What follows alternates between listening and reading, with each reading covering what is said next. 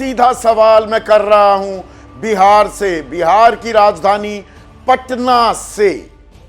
कल मैं बोधगया में था, गया जी में था, और हर जगह एक चीज लगातार जो सामने आ रही है, जो चर्चा का विषय बनी हुई है, वो है वोट चोरी।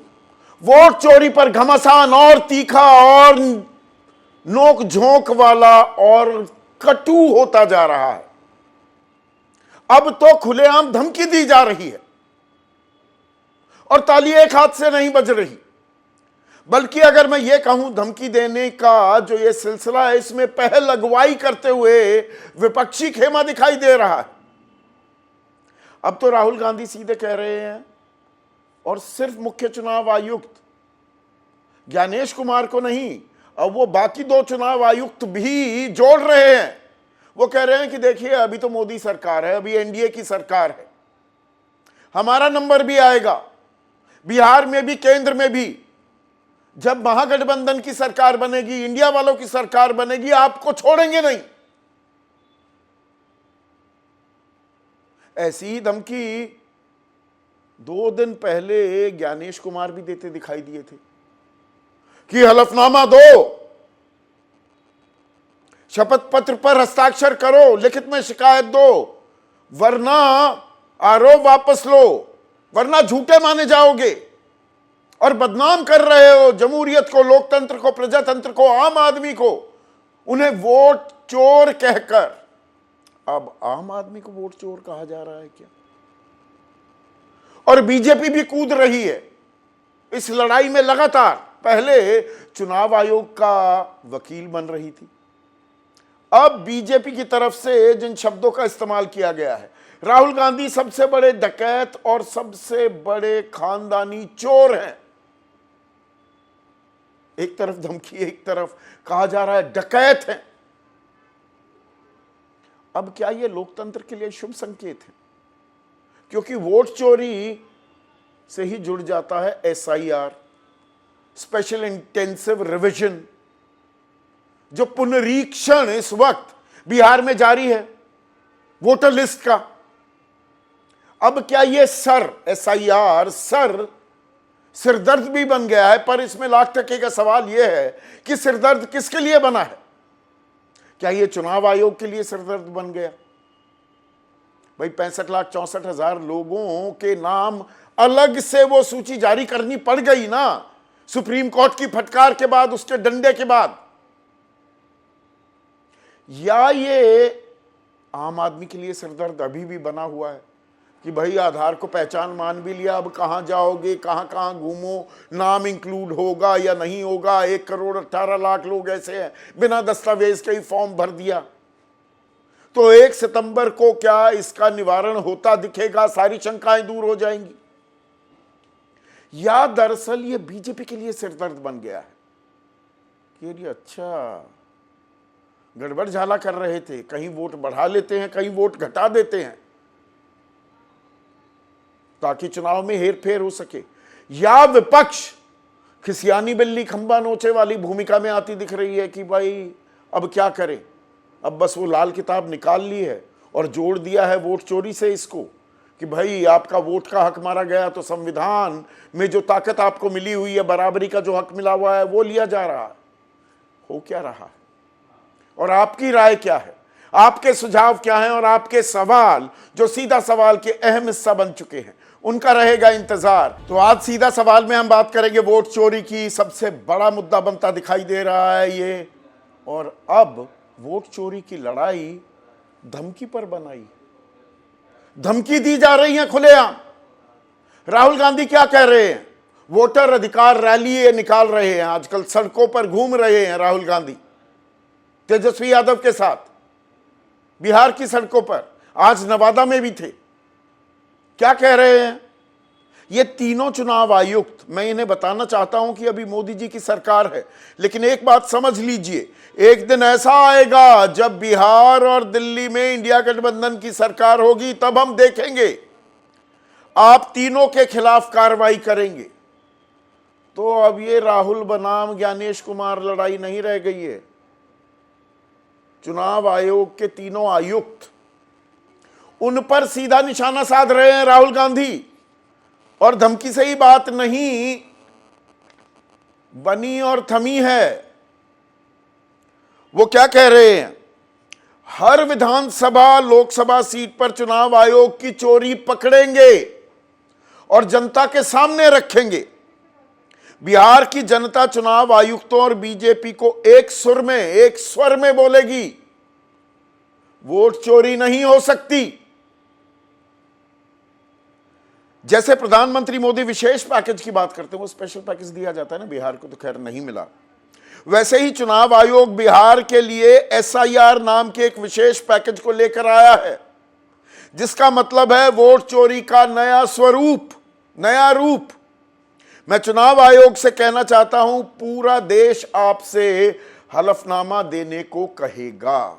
तो यहां पर ताल ठोकी जा रही है, क्योंकि 2 दिन पहले 7 दिन का वक्त दिया था ज्ञानेश कुमार ने राहुल गांधी को कि या तो हलफनामा दो या माफी मांगो पूरे देश से, और अपमान कर रहे हो वोट चोरी कहकर। हालांकि वो अनुराग ठाकुर को कुछ कहना भूल गए, ना उनसे हलफनामा मांगा, पर उस पर मैं चर्चा कर चुका हूं विस्तृत।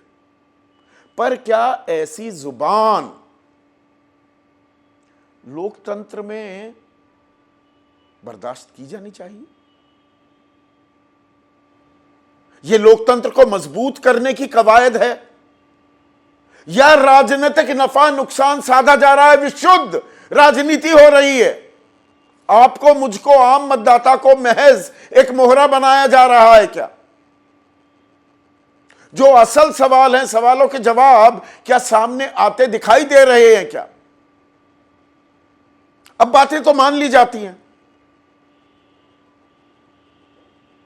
कि भाई 65,64,000 लिस्ट नहीं देंगे, कानूनी बाध्यता नहीं है, अलग से नहीं देंगे। ये चुनाव आयोग कह रहा था, सुप्रीम कोर्ट में कहा, सुप्रीम कोर्ट ने कहा नथिंग डूइंग, ये तो देनी होंगी, तो वो दे दी गई हैं कल। तो क्यों दे दी भाई? जैसे इलेक्टोरल बॉन्ड में, आपको ध्यान होगा दर्शकों, नहीं बताएंगे कितना पैसा दिया किसने, सुप्रीम कोर्ट का डंडा चला, वो आ गई सारी लिस्ट। ऐसे ही अब ये लिस्ट भी आ गई, तो भाई पहले क्यों रोके बैठे थे? और एक आम आदमी को पता तो होना चाहिए ना उसका नाम लिस्ट में है या नहीं है, और किस वजह से, अगर नहीं है तो किस वजह से उसका नाम काटा गया है। या ये कह देना 3-4 भी वोटर आईडी हो सकते हैं, पर वोट तो एक ही जगह डालेगा, एक ही जगह डाल सकता है। ये कौन सा फॉर्मूला इजाद किया है ज्ञानेश कुमार ने? ज्ञान दिया ही नहीं। आंकड़े अगर विपक्ष पेश कर रहा है, राहुल गांधी के आंकड़े में ये मानने को तैयार हूं वो गलत हो सकते हैं, तो गलत साबित कौन करेगा? गलत साबित करने का काम तो चुनाव आयोग का है ना, कि ये आंकड़े दिए गए और हकीकत ये है, किस्सा खत्म। लोकतंत्र पर ये शंका के बादल जो मंडरा रहे हैं, हमारी जमहूरियत पर, हमारी चुनावी प्रक्रिया पर, उस पर विराम लग जाएगा। अल्प विराम नहीं, पूर्ण विराम लग जाएगा। यह हो क्यों नहीं रहा?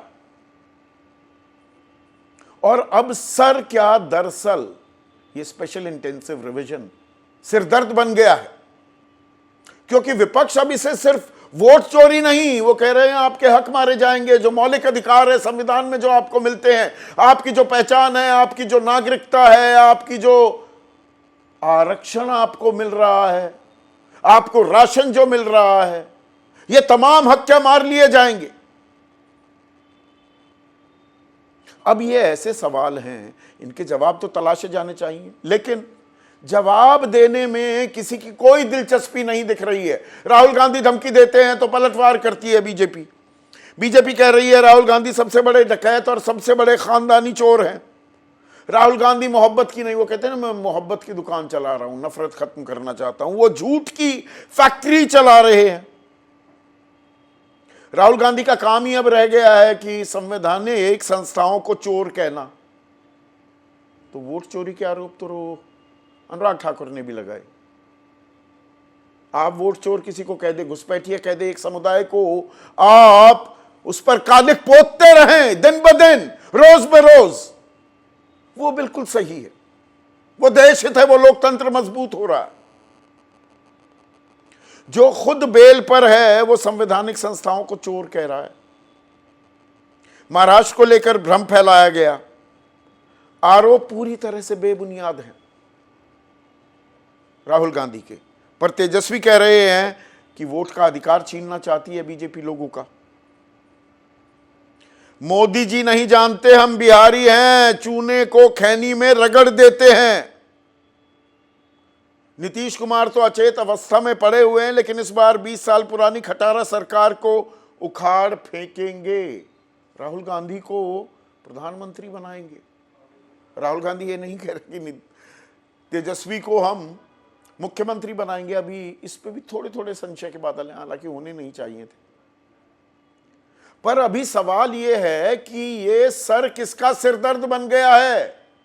आम आदमी को तसल्ली हो गई है क्या उसका वोट, खास बिहार का और आने वाले दिनों में बाकी देश में ये तो चलेगी, ये एक्सरसाइज, ये पुनरीक्षण, तो सब कुछ दुरुस्त हो गया है क्या?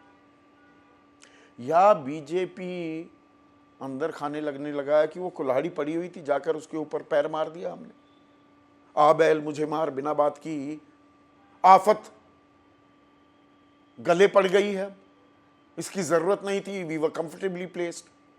या विपक्ष दरअसल फंस गया कि अब ये इतना उठा दिया है वोट चोरी का मसला, तो इसमें गाहे बगाए कुछ और बातें जोड़नी पड़ेंगी, इसको कैसे जिंदा रखें, लोगों की दिलचस्पी इसमें है क्या? शाहनवाज हुसैन कह रहे हैं, बीजेपी के वरिष्ठ नेता हैं, कि लोगों की दिलचस्पी नहीं है वोट चोरी में, तो दिलचस्पी किसमें है? और बिहार का नतीजा क्या जनता की अदालत में इसका फैसला भी हो जाएगा? इसीलिए सांसें अटकी भी हुई हैं और थोड़ी भटकी भी हुई हैं राजनीतिक दलों की। इसी पर आज हम चर्चा करने वाले हैं। ऐसे में आज का सीधा सवाल, वोट चोरी की लड़ाई गाली पर बनाई और सर बना एसआईआर, सर बना किसका सरदर्द?